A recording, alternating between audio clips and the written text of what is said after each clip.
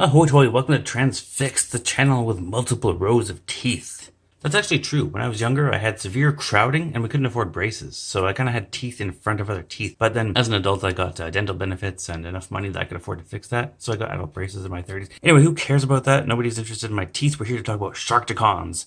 This is my second video about SHARKTICONs because I love SHARKTICONs. I love them. If you love them so much, why don't you marry them? I would if Cybertronian law allowed it. Anyway. In my previous video, we were comparing these guys and doing some glow-in-the-dark eyeballs and stuff, but I didn't have the new Studio Series SHARKTICON. Yeah, I know this guy's half transformed, but that's okay. I didn't have him to compare to. He's kind of small, actually. But he's good. He came out great. He's probably the most cartoon-accurate SHARKTICON we've had so far.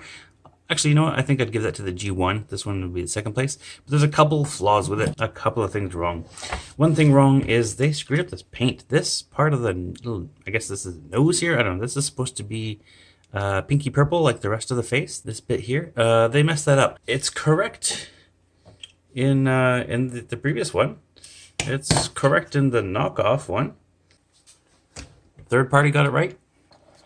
Heck, even Hasbro themselves got it right the first time around on the G1.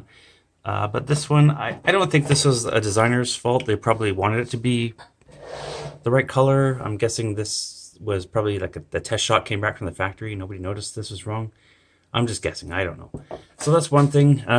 We can fix that. You know, it's going to be hard to match this color of paint, but if I do, I can just paint that, of course. The other thing is they don't have antenna. One thing that none of the SHARKTICONs have is antenna, which they do have in the movie and the cartoon, and that kind of adds to their weirdness and their menace. I think it's an important part. The only SHARKTICON that does have antenna is the McFansoys ones, where they actually package these separately. They're very fragile, very brittle, but you can plug those into those little holes, and it looks much better than the original, not to mention the paint being more accurate. And the iGear version has antenna too, although they're the wrong color and they're rubbery. Usually Hasbro does do rubbery parts if they do give us those, but they didn't do it at all. So I'm going to do it, and I found a way to do it easily. I was kind of inspired with an idea to put them on.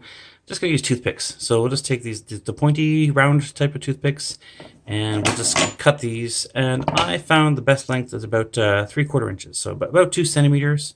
Or 3/4 of an inch for our American friends. I figured that just by looking at the animation. I figured that the antenna looked to be about the width from the outside of each eyeball to the other eyeball, or maybe from the, I would say from these pointy parts of the mouth across, but that's not accurate on the toy, so we can't really measure that. So yeah, let's say about from there to there is about 2 centimeters or 3/4 of an inch.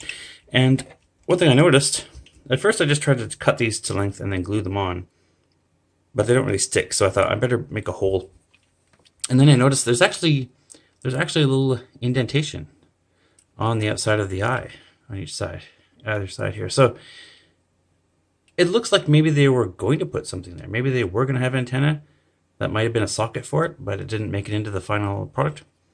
But that's a good guide for us. So all we need is a small drill bit or a Dremel rotary tool, and that's what I'm going to use. That's what I did use. This one is partway done, and then I decided to make this video. So yeah, I just Dremeled a hole through here and a hole through there, and you don't want to go too far in there. Just once it goes through that first layer of plastic, that's good enough. And then we just needed super glue, and of course super glue. I like to use the gold super glue because it doesn't have any clouding to the plastic. That's more of a concern on clear plastic, but it can happen on opaque plastic too. So yeah, once you get the hole, I mean, it's not, you just gotta set your angle the way you want it. Of course, try to drill in, you know, perpendicular or maybe the angle you want. And these ones are just slightly larger than the toothpicks. I don't know what size drill bit I used, sorry.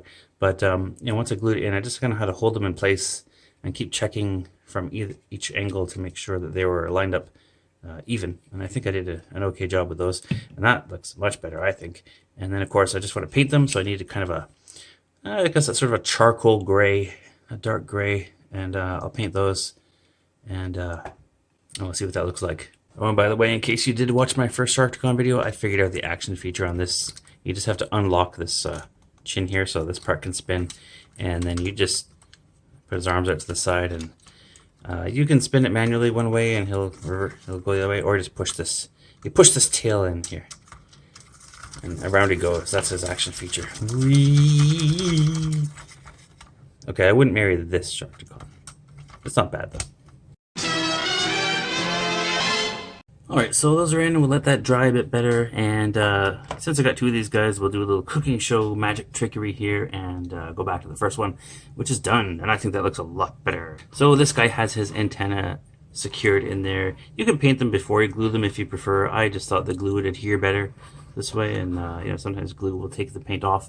I just used this closest one I had, a deep gray from Michael's. It's not an exact match, but it's close enough for my needs. And I could probably put a second coat on there, but I think that looks much better. It looks more menacing, more like a Sharkticon. And all it cost us was a toothpick and some paint and a Dremel, if you don't have a Dremel. Anyway, quick little upgrade there, and yeah, more Sharkticon goodness. So I'll probably paint that if I can find the match, and then he'll be almost perfect. Although he really shines in the robot mode, I suppose. So that's all for tonight. Thanks for watching. Good night.